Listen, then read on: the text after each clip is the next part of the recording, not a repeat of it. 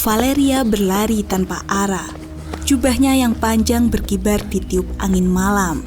Langkahnya terdengar gemeratak di jalanan berbatu yang licin oleh sisa hujan. Tetapi ia tidak peduli. Air mata bercampur hujan di wajahnya. Sementara Rumi mengekor di belakangnya dengan langkah lincah dan kekhawatiran terpancar dari matanya yang cerdas.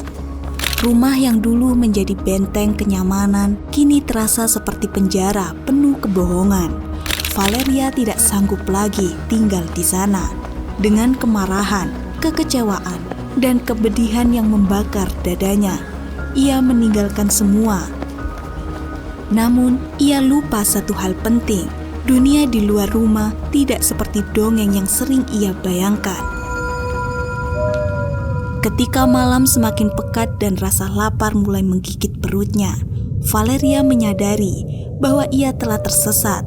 Pohon-pohon hutan yang menjulang tinggi tampak seperti raksasa diam yang mengawasi perjalanannya. Tubuhnya mulai melemah, langkahnya menjadi berat, hingga akhirnya ia terjatuh ke tanah yang dingin dan basah. "Rumi," bisiknya pelan, sebelum matanya perlahan terpejam.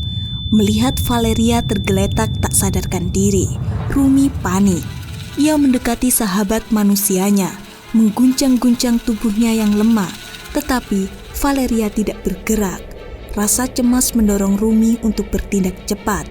Ia tahu bahwa mereka membutuhkan pertolongan, dan satu-satunya cara adalah mencari bantuan. Dengan sigap, Rumi berlari melintasi hutan. Ia memanjat pohon, melompat dari dahan ke dahan, matanya terus mencari sesuatu, apapun yang bisa membawa pertolongan.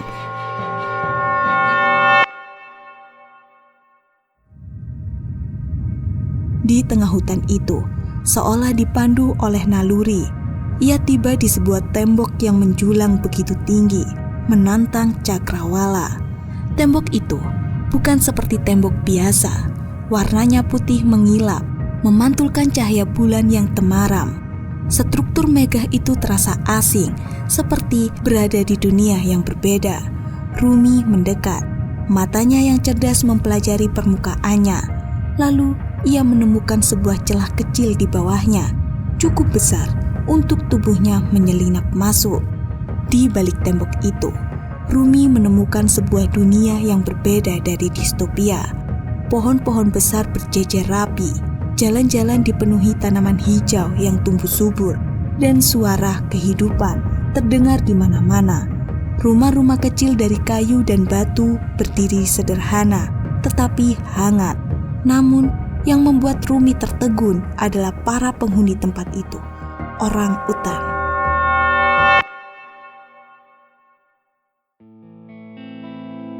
Mereka bukan hanya hewan liar seperti yang diceritakan di distopia. Mereka mengenakan pakaian sederhana, beberapa memegang alat-alat seperti tongkat atau tas anyaman. Rumi berjalan perlahan di antara mereka, dan tatapan penghuni itu bergeser dari curiga menjadi penuh rasa ingin tahu. "Siapa kamu, saudaraku?" Sebuah suara berat terdengar, memecah kesunyian yang canggung. Dari kerumunan, seorang orang utan tinggi dan berwibawa melangkah maju. Matanya tajam, tubuhnya tegap, dengan jubah biru sederhana yang melambangkan statusnya. "Aku Rumi," jawabnya dengan suara bergetar, "dan aku membutuhkan pertolongan. Sahabatku, seorang manusia, sedang sekarat di luar tembok ini." Orang utan itu mengangguk kecil, menunjukkan ketenangan seorang pemimpin sejati. "Aku adalah Cito, pemimpin Madani," katanya dengan suara penuh kewibawaan. "Kami tidak menolak siapapun yang datang dalam damai, termasuk manusia. Tunjukkan jalannya." Tanpa ragu, Cito dan beberapa orang utan lainnya mengikuti Rumi keluar dari tembok. Mereka membawa peralatan sederhana, beberapa kantong berisi herbal, kain, dan makanan. Ketika mereka menemukan Valeria yang tergeletak tak berdaya, para orang utan segera bekerja sama, mengangkatnya dengan hati-hati dan membawanya ke dalam Madani.